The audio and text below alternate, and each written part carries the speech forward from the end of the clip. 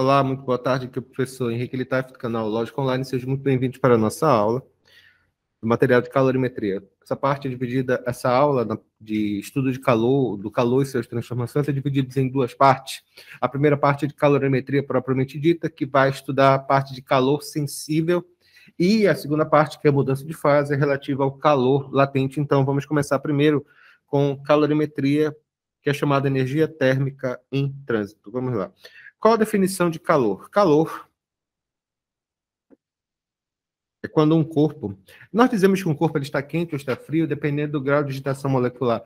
Por exemplo, se você pega uma barra de ferro e você coloca ela no fogareiro, ela vai aumentar a sua temperatura.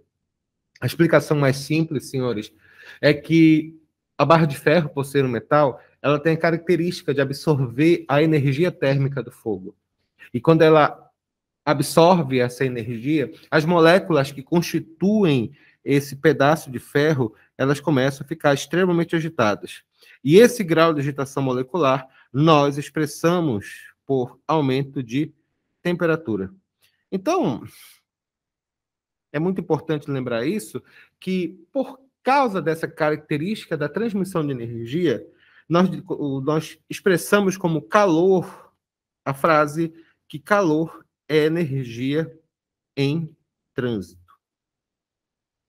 E esse trânsito de energia sempre ocorre de um corpo que tem temperatura A para um corpo de temperatura B, onde a temperatura A é maior que a temperatura B. Ou, resumidamente, o calor sempre flui do corpo de maior temperatura para o corpo de menor temperatura. Portanto, quando você está num local bem frio, agradável, e você pega aquele seu edredom de lã, ele não te aquece.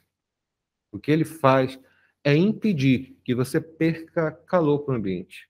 Porque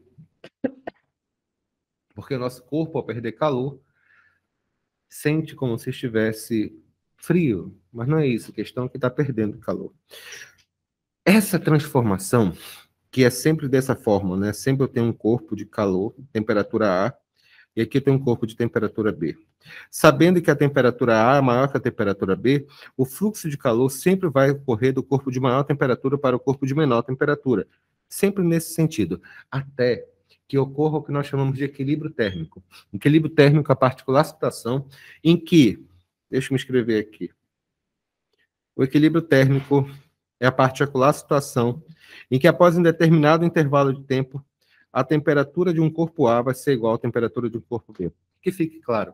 Quando eu falo a temperatura de um corpo A, a temperatura do corpo B, imaginem, por exemplo, um corpo num sistema fechado, dentro de uma caixa completamente fechada, eu coloco dois corpos ali dentro. Depois de um tempo, eles vão entrar em equilíbrio térmico, naturalmente. Isso é uma característica dos fenômenos de transmissão de calor.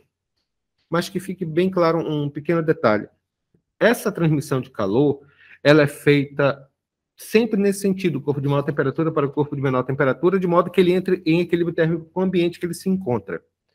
Esse vai ser o pulo do gato da questão.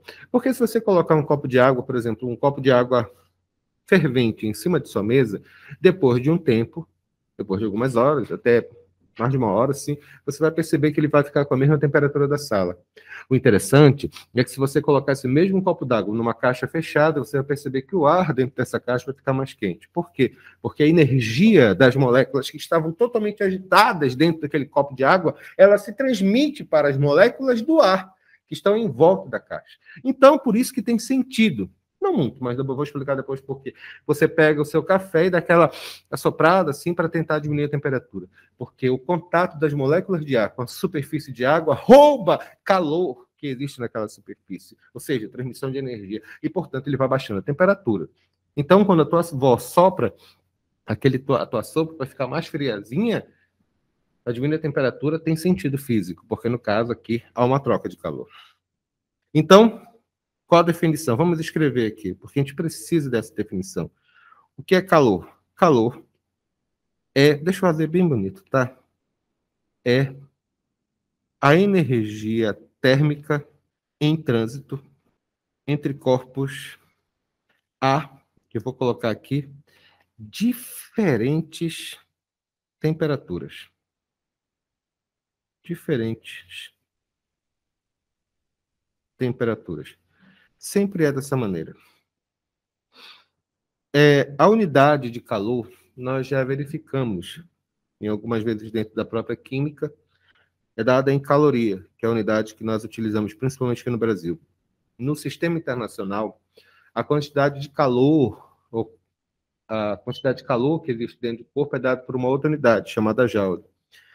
Embora não seja necessário decorar o que eu vou escrever aqui, uma caloria equivale aproximadamente a 4,18 joules.